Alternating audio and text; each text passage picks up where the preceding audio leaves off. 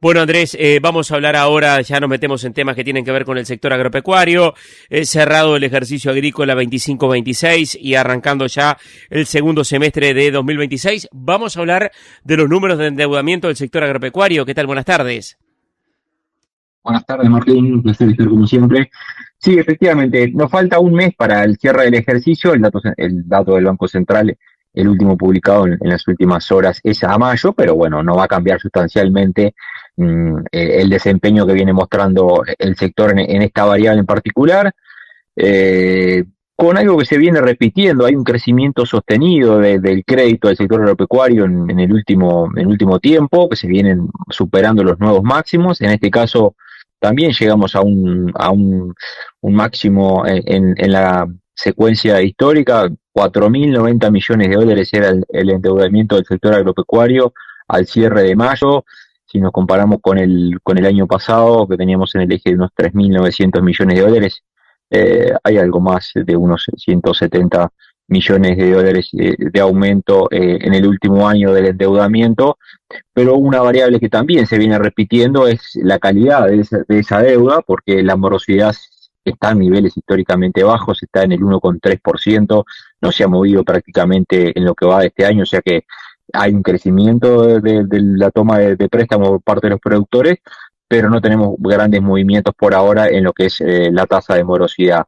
Y una variable que también pesa en los costos a la hora de financiarse es la tasa de interés, y ahí también hay buena noticia porque en el último mes en particular, la tasa promedio en dólares a la cual se endeudó el sector agropecuario en su conjunto fue del 4,9%.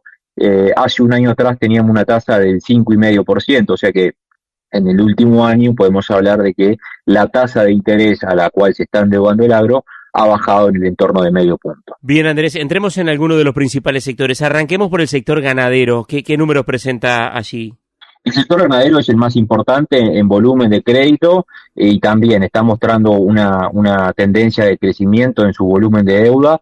1.262 millones de dólares era el endeudamiento a mayo de este año. El año pasado, a esta altura, el endeudamiento estaba en el entorno de los 1.200 millones de dólares, o sea, hay un crecimiento de unos 60 millones de dólares en la comparación interanual. Y también la calidad del crédito acá no hay grandes variantes, una morosidad de prácticamente que 19 millones de dólares de ese volumen, eso representa el 1,5% del total. También acá estamos en niveles históricamente bajos de morosidad para los productores ganaderos. Estamos cerrando un ejercicio en términos históricos muy bueno también para el sector, por lo que ha sido la producción, por los precios de la carne, o sea que hay un escenario para la ganadería por lo pronto bastante auspicioso, ya por suerte sostenido en el último par de años, más allá de algún revés climático, pero en términos generales los fundamentos de la ganadería están mostrando que también el crédito está empujando mucho este crecimiento que está registrando el sector. Bien, antes de hablar de agricultura, ¿qué pasa con la industria frigorífica? Siguiendo dentro de lo que es la Bueno, carne. sí, está dentro de la cadena. Habíamos comentado a principio, en alguna otra salida, en el año, que se había dado un descenso del endeudamiento del frigorífico después de haber superado casi rozando los 509 millones de dólares en febrero, después bajó a marzo a 475, a abril 482, y bueno, en mayo se dio un aumento, superando nuevamente la barrera de los 500 millones de dólares, 506 millones de dólares fue el endeudamiento de la industria frigorífica. Eh, Acá algo parecido también a la ganadería, o sea, hay un crecimiento fuerte del endeudamiento de la industria. El año pasado a esta altura tenía unos 422 millones de dólares, estamos hablando de que hay unos prácticamente 80, 90 millones de dólares más de endeudamiento, pero también acá la morosidad de la industria en el último mes fue del 1,5%. El año pasado estaba en 3, o sea que el volumen de crédito creció, pero se dio una baja importante en la cantidad de créditos que están en condición de vencidos por parte de la industria, lo que también quizás pueda estar demostrando que hay hoy una posición de mayor solidez de la industria, que ha convivido, por lo menos en buena parte del cierre del año pasado y el arranque de año, con márgenes más comprometidos. Claro, Andrés, y en la agricultura, bueno, la campaña de verano cerró, dependiendo de la zona, en algunos lugares la sequía pegó muy fuerte, la soja estuvo ahí algo por debajo de los $400 en el promedio. ¿Qué pasa con el endeudamiento del sector agrícola? Mira, a la foto de mayo tenemos una deuda del sector agrícola que es un poco inferior a la que teníamos el año pasado. Está en el eje de los 370 millones de dólares.